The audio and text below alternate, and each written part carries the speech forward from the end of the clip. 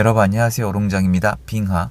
지금 밖에 진눈깨비, 눈보라 날리고 있고 바람이 세고요. 기온이 급감하고 있어요. 그 와중에 저는 지금 이 기간에 수면이 좀 부족할 수밖에 없어요. 처리할 게 많아져가지고 더 춥게 느껴지는데 여러분들 건강 꼭 챙기세요. 저도 챙기도록 하겠습니다. 그리고 제가 지금 정규기간이라서 다니는데 사전에 조사한 것도 있고 지금 전국적으로 어떻게 돌아가고 있는지 이게 지역별로 설명하면은 저희가 직원들이랑 해봤는데 앞에 설명 듣고 쭉 듣다가 뒤에 설명 들으면은 앞에 게 기억이 안 날 정도로 설명할 게 많아요.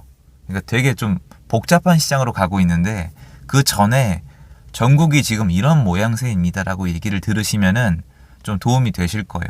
지금 정규 22기 접수 기간이고요. 요게 아마 데드라인이 5일 정도 남았을 거예요. 그래서 필요하신 분들이나 접수는 아래 링크를 통해서 확인을 부탁드릴게요. 일단 전국구 얘기하기 전에 수도권, 근데 그 앞서서 서울 얘기를 좀 할게요. 서울은 지금 다른 세상이란 그 표현이 맞는데요. 제가 서울 얘기할 때 이거 자주 얘기했습니다. 지금 서울은요, 작년 하반기에 대출 통제, 대출 규제 엄청 세게 했어요. 그리고 포레온 입주 기간이에요. 지금도 사실은. 그리고 계엄이랑 탄핵 사건이 나라를 뒤집어 놨죠. 그리고 12월 크리스마스, 1월 설에 이 추울 때 비수기예요. 그때 계약하면은 엄청 안 좋을 때 이사해야 돼요. 그러니까 상승기 때 빼고는 비수기예요. 네 가지 악재를 말씀을 드렸고 이거 외에도 내수 침체라든지 안 좋은 요소는 많이 있는데 제가 네 가지 악재를 얘기해도 사람들이 왜 안 듣는지 아세요? 자세히 보시면 안 들어요. 그러니까 결론은 뭐야? 야, 아무튼 서울 오르잖아. 신고가 쓰고 있잖아. 그러니까 매매가의 변화에 집중을 하게 돼 있어요. 한국은. 신문 기사도 그렇게 나오고 컨텐츠도 그렇게 나와요. 하지만 악재가 있는 건 있는 거예요. 굉장히 중요해요. 왜 강조를 하고 시작하느냐? 이 악재는 서울에만 터진 게 아니에요. 포레온 입주 외에는 나머지 악재는 전국구에 영향을 미칠 수밖에 없어요. 포레온 입주는 서울의 전세가를 떨어뜨리는 정도여야 되는데 지금 그게 아니에요. 서울 전세가를 못 떨어뜨리고 있어요. 그래서 이렇게 설명하시는 분들이 있어요. 지금 서울 전세가 상승이 주춤하다. 맞아요. 하지만 맞는 설명은 포레온 입주가 있어서 전세가가 상당히 큰 폭으로 하락할 수 있음에도 불구하고 하락하고 있지 않고 버티고 있다는 것은 수급으로 따졌을 때 상승 방향일 가능성이 높으므로 포레온 입주의 공급량이 끝나게 되면은 공급 부족으로 이어질 수가 있다. 전 이렇게 설명을 하거든요. 그 와중에 전국적으로 역전세 이 기간이 나눠져 있어요. 그럼 지방으로 와볼게요. 그럼 지방은 어떠냐? 이 악재에 반응을 하고 있어요. 그러니까 23년도에 조금, 24년도에 조금 더 조금, 그러니까 회복을 하고 있었어요. 괜찮아지고 있었고 당연히 공급량이나 미분양의 영향을 받고 무엇보다 내수 경기가 너무 안 좋아요. 내수 경기가 안 좋은 이유는 일단 부동산 경기가 정말 안 좋아요. 그리고 거래가 없는 게 이 시초를 만들었다고 전 판단을 하고 있습니다만 무엇보다 중요한 거는 대출 통제, 이때 데미지를 많이 받았어요. 대출 통제는 우리가 그 전에 예측할 수 있었던 부분은 아니거든요. 그리고 제 의견이에요. 정상적이라면은 수도권이랑 비수도권이랑 지금도 차이가 있습니다만 상당히 큰 차이를 두고 대출을 시스템을 조율을 했어야 돼요. 그러니까 이게 뭔가 정책이 나올 때 타이밍도 마음에 안 들고요. 마음에 안 든다는 건 전 문제가 있다고 보는 거예요. 그리고 계속 번복한 건 더 큰 문제고 신뢰성도 없고 그리고 이 세심함이 없어요. 현재 상황을 파악을 못하고 있다고 저는 생각을 하고 있는데 제가 이렇게 얘기한들 뭐가 바뀌는 건 아니에요. 그리고 이걸로 분위기가 가라앉았는데 계엄이랑 탄핵 나왔잖아요. 그때 더 위축됐어요. 왜 그러냐? 먹고 살기도 어려워 죽겠는데 정치까지 불안정해지니까 이게 더 위축이 된 것 같아요. 그래서 지방시장은 좀 가다가 데미지를 먹은 상황이에요. 근데 계엄이나 탄핵 이것도 우리가 예측할 수 있었던 부분이 아니에요. 포레온 입주는 큰 영향이 없어요. 그리고 서울 분위기가 지방에 영향을 원래 미쳐야 돼요. 미치는데 지금도 데이터에 티가 나지 않지만 서울이 좋아지고 수도권이 좋아지면은 지방도 일부 좋아집니다. 돈이 도는 거니까요. 근데 문제가 있어요. 지금 정부 정책이 어떻게 하고 있냐면은 집을 팔고 서울 집을 사게 하는 거예요. 이 분위기 자체가. 물론 지방에 조그만 거, 그 저렴한 아파트나 빌라 이분들이 이걸 팔고 서울을 사는 건 아니에요. 그분들은 살기 위해서 포트폴리오를 정리하고 계시는 건데, 지방에 좀 괜찮은 아파트 가지고 계신 분들은 이미 몇 년 동안 이제 체감을 하신 거예요. 내가 여기 가지고 있으면은 서울에 집 가지고 있는 사람에 비해서 손해를 보겠다. 움직이는데 가뜩이나 서울 지금 일정 지역은 오르고 있는데 신고가를 쓰고 있는데, 그러니까 이미 납득이 안 되는 거죠, 여러분. 잠실 토지거래 허가 해제했잖아요. 오세훈 서울시장님 설명이 뭐였냐면은 사유재산 침해 이 얘기를 하셨는데, 사유재산 침해인 거는 토지거래 허가구역 지정할 때부터 이미 다 알고 있던 거잖아요. 그러니까 설명이 논리적이지 않고 정당성을 찾을 수 없어요. 물론 5년 만기도 있지만 그럼에도 불구하고 이미 토지거래 허가구역을 지정한 기간 내내 어쨌건 문제는 많았단 말이에요. 근데 이제 와서 갑자기 푸는 것도 황당해요. 제가 그 전에 말씀을 드린 부분도 있지만 이런 식은 아니었거든요. 이런 식으로 푸는 거에 대한 예상은 아니었는데, 지금 잠실이 떨어지고 있어요. 예를 들어서 잠실의 아파트가 막 하락하고 있어서 토지거래 허가구역을 해제하면은 제가 부분적으로 이해를 해요. 그런데 잠실은 오르고 있었거든요. 여러분 이거 댓글 좀 부탁드려요. 가격이 상승하고 있는 지역의 규제를 완화하는 게 맞나요? 물론 여기 집 가지고 계신 분들한테는 이제 이건 애시당초 지정하지 말았어야 된다고 여러 번 말씀드렸고요. 올라가고 있는데 풀었잖아요. 그러니까 전국구에 약간 그런 긴장감을 타고 있던 돈들이 지금 서울로 들어오고 있는 거예요. 실수요라기보다는 약간 유동성장이란 말이에요. 그러니까 이 움직임이 지방에 가야 할 게 서울로 들어오게 만드는 것 같아요. 왜 그러냐? 토지거래 허가구역 해제는요, 서울이 풀린 거예요. 그러니까 지금은 뭔가 정부 대책이 나오면 그에 맞게 한국에 있는 돈이 움직인단 말이에요. 근데 이걸 지방에 풀어줘야 돼요. 예전처럼 서울에 몰리는 돈을, 수도권에 몰리는 돈을 지방으로 풀어줘야 돼요. 정상적으로 하려면 규제도 완화해주고, 그렇게 안 하면 어떤 부작용이 생기냐면은 지방의 경기가 침체가 되고 공급이 제대로 안 되고 전월세 시장이 불안정해지며, 그리고 앞으로 이 이후에 신규 공급이 더 어려워져요. 건설사가 망해버리니까. 여기서 끝이 아니에요. 이쪽에 있는 뭐 신탁사나 저축은행이나 다 문제가 되기 때문에 역사적으로 봤을 때 정권이 이 부분을 그래서 챙겼었죠. 2010년도 앞뒤로 봤을 때, 이명박 정권 때 봤을 때 지금보다 더 안 좋았던 부동산 경기, 특히 지방 부동산 경기를 그 정권에서는 활성화를 만들어냈잖아요. 그러면서 좋은 택지도 생겨났고, 지방의 일부 지역은 인구가 늘어나기도 했고, 기업이 옮겨오기도 했고, 만들어지기도 했고, 선순환이 있었단 말이에요.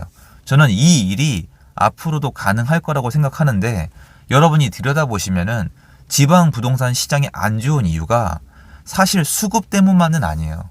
지금 수급만 놓고 보면은 너무 힘들죠. 거래가 안 되잖아요. 이거는 정부 정책의 부작용이 상당히 많이 작용한 거예요. 똘똘한 한 채, 이것도 있고, 그것 외에도 건설 경기에 있어서 지방에는 그래도 분양가를 상대적으로 저렴하게 넣어야 되는데, 이 뭔가 시행할 때 부담감을 계속 늘렸잖아요. 그러니까 건설사에도 부담을 줬고, 시행하는 사람들에게도 부담감을 줬고, 집주인에게도 부담감을 줬고, 쉽게 얘기해서 임대인에게도 부담감을 줬고, 대출 받으려는 사람한테도 부담감을 줬고. 근데 이분들이 상대적으로 더 체력이 약한 분들이 어디에 있겠냐고요. 지방 쪽에 있단 말이에요. 그러니까 이 사람들이 좀 정리정돈되는 데 더 시간이 더 오래 걸리고 있다고 생각을 해요. 그리고 지금 제가 보고 다니는 현장은 뭐냐면, 여기까지 망쳤으면은 정부가 나서야 되는 지역들이 있어요. 정부가 나서야 회복이 좀 될 것 같은 지역들이 나오고 있거든요. 무슨 뜻이냐면은 건설 경기 있잖아요. 시행사, 시공사가 아마 계속 도산을 할 거예요. 이미 시작이 됐고 올해는 더 심해질 거예요. 이게 심해지면은 지금 신문기사 요새 자주 안 나오던데 PF 있죠, 여러분.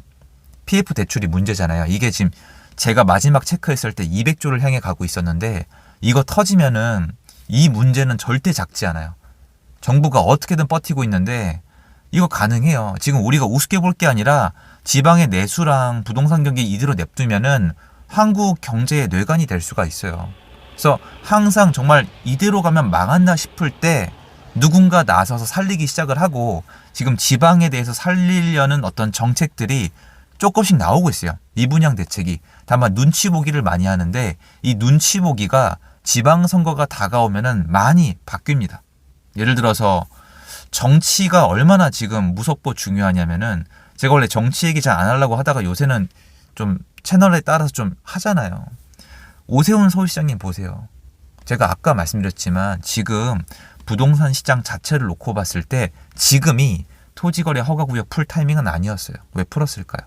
이건 제가 길게 설명 안 해도 정치에 좀 관심 있는 분들은 즉각 답변을 해주세요. 지방도 마찬가지예요. 그리고 이 지방이 앞으로 있는 공급량이랑 남아있는 악성 미분양 양에 따라서 지금 움직임이 굉장히 상이해요. 그리고 그 지방도 광역시나 아니면 조금 인기 있는 그 지역들을 가지고 있는 지역은 거기 대장 아파트들은 또 약간 다른 모습이에요. 울산을 가도 그렇고 대전을 가도 그렇고 다만 또 이런 모습이 약한 지역도 있습니다.